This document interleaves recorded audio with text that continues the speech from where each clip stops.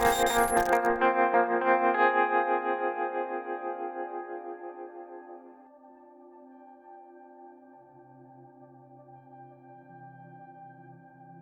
universe is a mind-boggling place.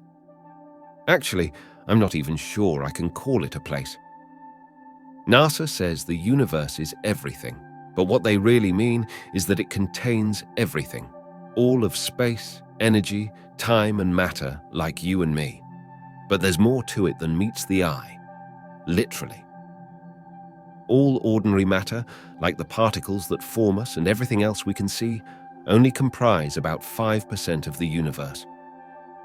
So far, that's all the stuff that makes up our stars, planets, and galaxies, and we've only been able to see about half of all of that with our telescopes.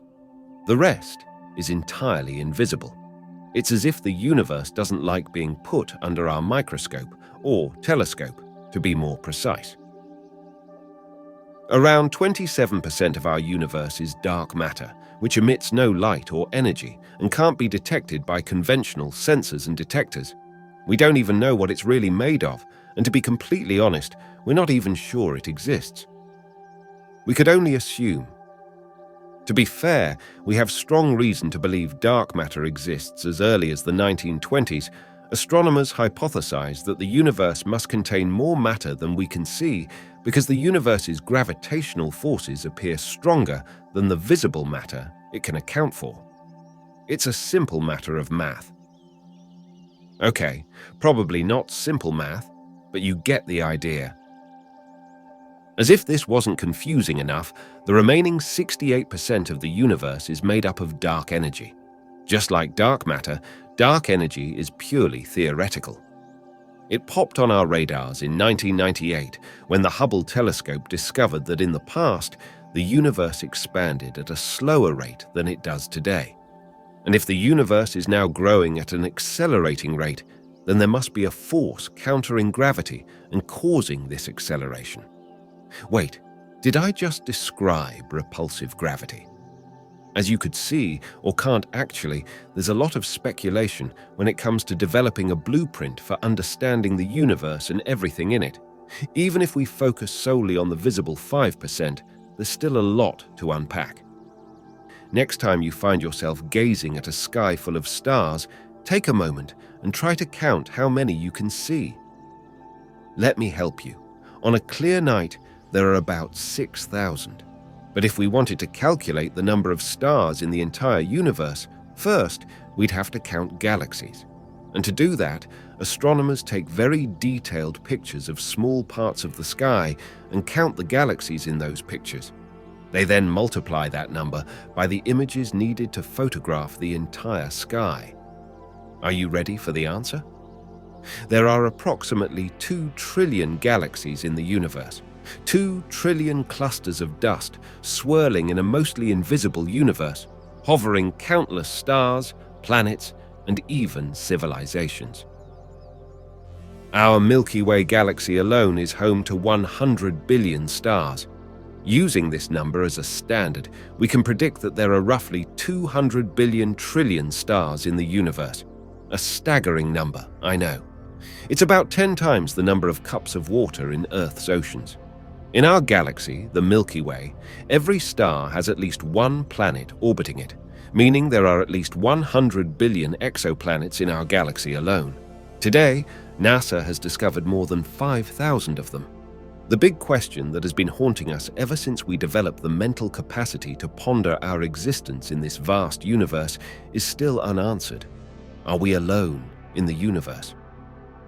Well, according to Enrico Fermi, a Nobel Prize-winning physicist, considering the young age of our solar system compared to the much older age of the universe, and that interstellar travel should be easy to achieve given enough time, Earth should have been visited by intelligent aliens by now, if they did exist. This interpretation became known as the Fermi paradox, and it provides no consolation to our lonely existence.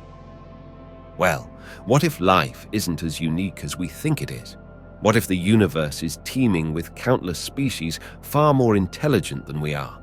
Species that know of our existence and even visit us, only to deem us unfit or too primitive for interaction. Think about an ant colony that you happen to come across through your walk in the park. Would you try to communicate with them? It would be pointless, wouldn't it? If you're having a bad day, you might even go out of your way to step on them. Maybe our entire existence is equivalent to an ant colony placed in this region of the universe by some sort of higher intelligence, an isolated experiment with no particular purpose. All right, I'll admit that's a bit dark. Let's bring some light back into the equation. Light is the fastest thing in the universe, and in a vacuum, it can travel at speeds close to 3 lakh kilometers per second. To put that in perspective, light can circulate the Earth 7.5 times in just 1 second. Even at these insane speeds, it would take light 92 billion years to travel across the observable universe. Yes, that's where the measurement light year comes from. Light is strange. It's an electromagnetic wave of massless particles called photons that travel outwards in straight lines. But how can it travel around the Earth if it moves in straight lines? Maybe Earth is flat after all. While light does travel in straight lines, it can also be bent by gravity. Contrary to what we were taught in school, gravity isn't a force. It doesn't pull anything downward. Instead, it just curves the fabric of the universe. If you're confused, don't feel bad. Gravity has confounded the best of us. Winston Churchill famously said that gravity is a riddle wrapped in a mystery inside an enigma, but we've put our best scientists on it. While Newton gave us a good understanding of gravity, it was Einstein who cracked the code. To do so, Einstein first had to reimagine three-dimensional space by adding time to the equation. The outcome is a four-dimensional construct called spacetime, and a mass, like the Sun, warps this fabric by creating a valley, and then planets like Earth circle around the valley like a ball around a roulette wheel. This is what we call the force of gravity. Einstein had quite the imagination. Before he was recognized as a genius, he worked as a patent clerk and had a lot of time to think about, well, time. In his special relativity theory, Einstein proved that time is relative to the observer, meaning that when an object is moving really fast, it experiences time more slowly. For example, in 2015, astronaut Scott Kelly spent nearly a year on board the International Space Station, which meant that he was moving much faster than his twin brother Mark, who was on the Earth's surface. Based on Einstein's special relativity theory, Mark aged 5 milliseconds more than his brother did in space during this time. This is called time dilation.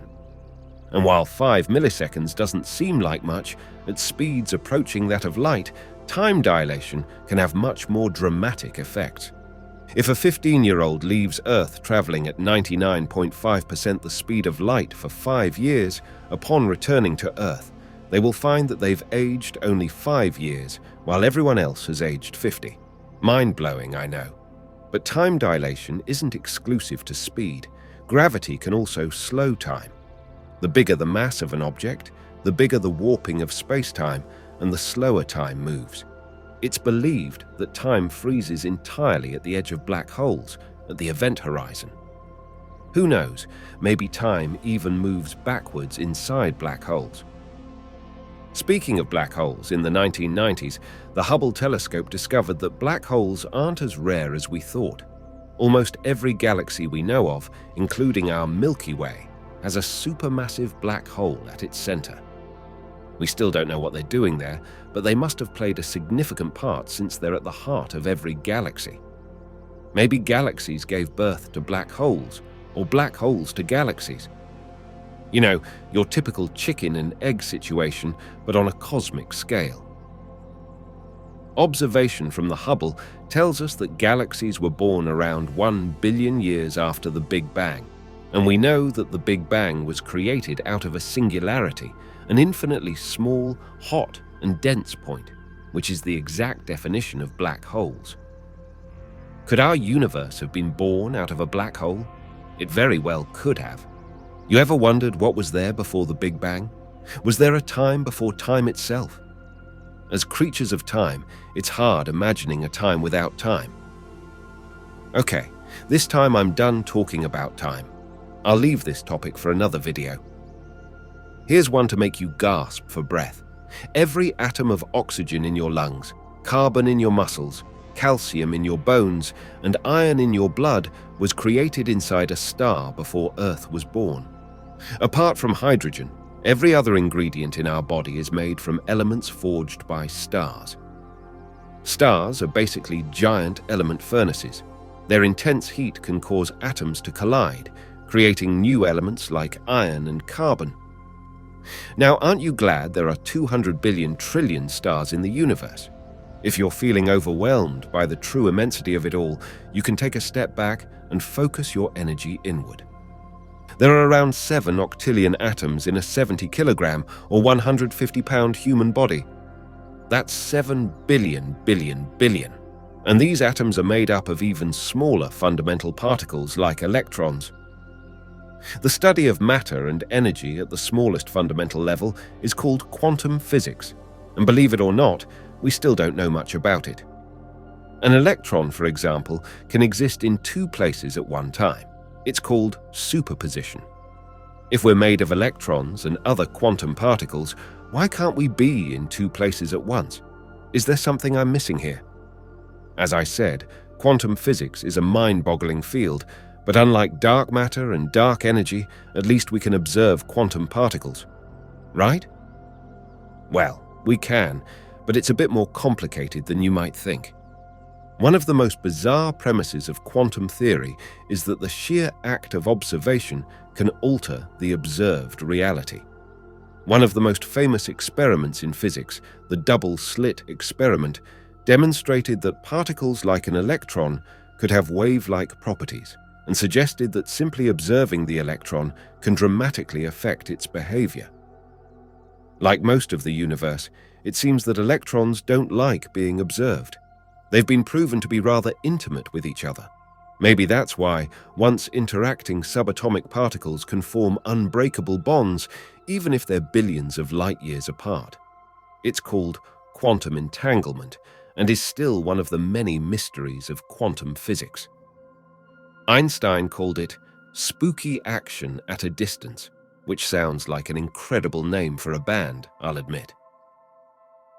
Maybe diving into the world of subatomic wasn't such a good idea, but it was necessary. Finding a link between the very small and the large will be the key to understanding everything the universe offers. And despite everything we know, we haven't even begun to scratch the surface.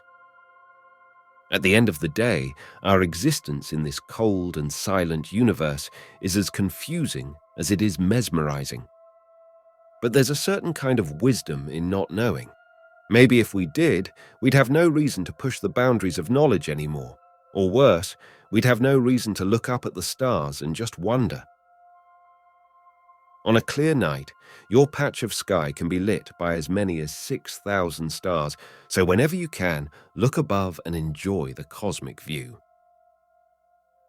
You never know what you might discover.